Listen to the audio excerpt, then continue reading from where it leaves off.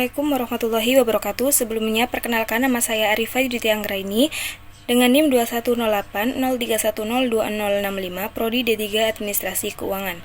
Saya di sini akan memaparkan salah satu materi dari mata kuliah praktek akuntansi perbankan dan syariah tentang transaksi salam dan salam paralel. Nah, apa sih salam dan salam paralel itu? Jadi, salam itu merupakan pembelian barang yang mana pembayarannya itu dilunasi di muka dan penyerahan barang di kemudian hari. Sedangkan salam paralel itu merupakan jual beli barang yang melibatkan dua transaksi salam seperti nasabah dengan bank, bank dengan petani. Kemudian untuk selanjutnya itu ada penggunaan transaksi salam dan salam paralel. Untuk yang pertama itu bagi petani, untuk membantu petani membiayai kebutuhan petani dalam memproduksi barang pertanian. Yang kedua itu bagi pemerintah, itu untuk mempercepat pencapaian target-target pemerintah seperti peningkatan cadangan pengadaan produk, dana terjangkau, dan mempercepat ekspor produk pertanian.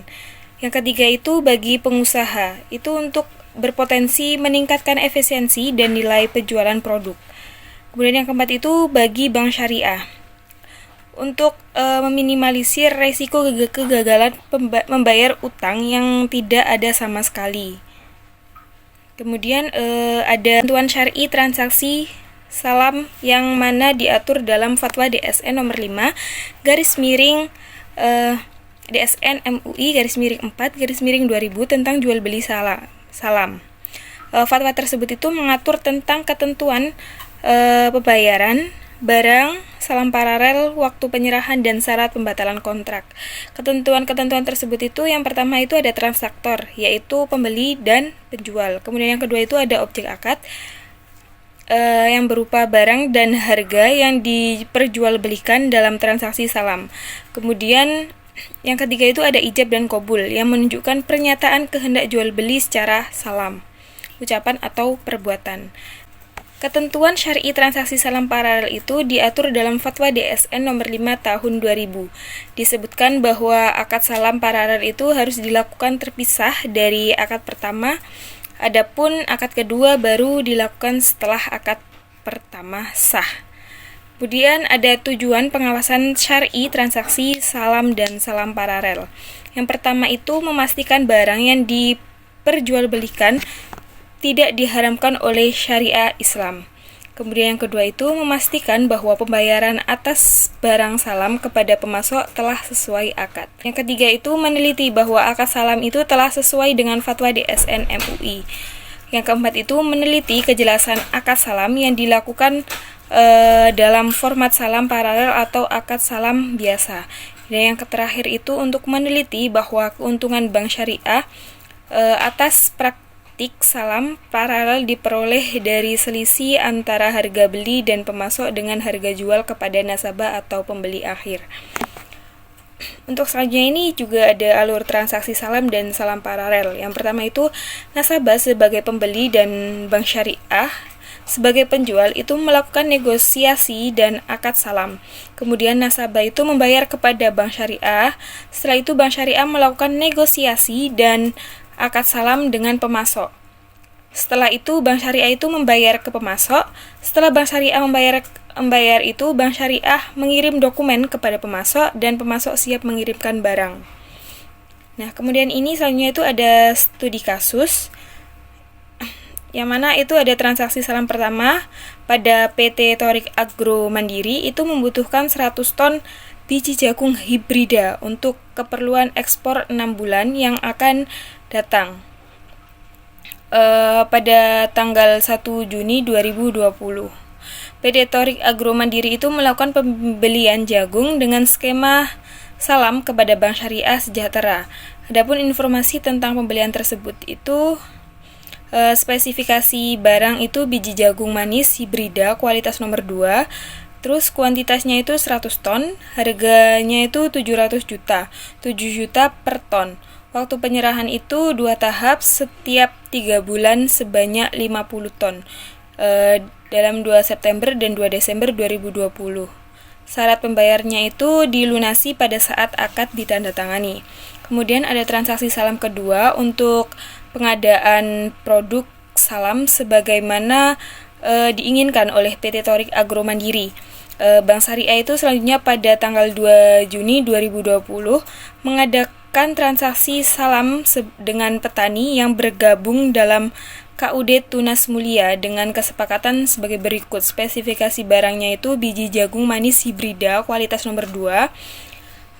Kemudian kuantitasnya itu 100 ton dengan harga 650 juta rupiah, yang mana 6.500.000 rupiah itu per ton. Penyerahan modalnya itu secara uang tunai sejumlah 650 juta.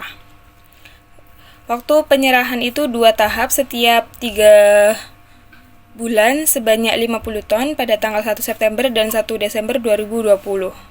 Agunan itu berupa tanah dan kendaraan senilai 700 juta.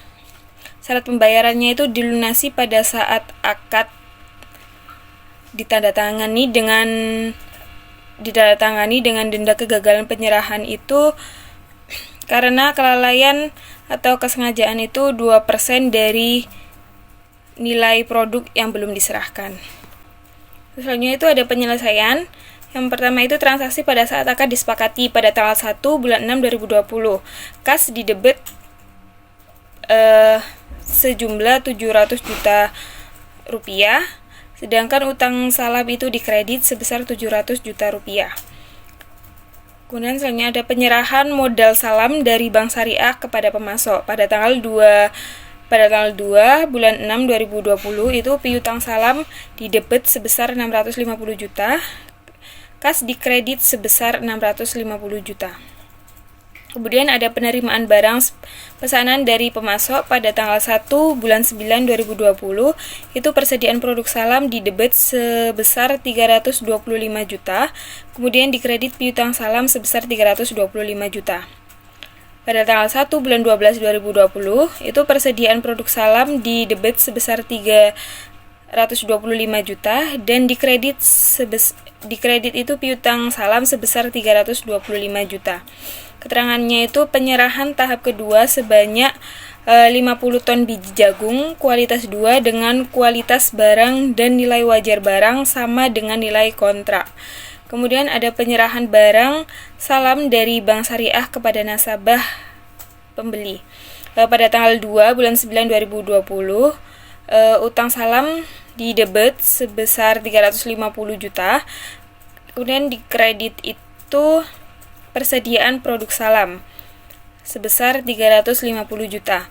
Nah, ini mendapatkan pendapatan bersih salam sebesar 25 juta.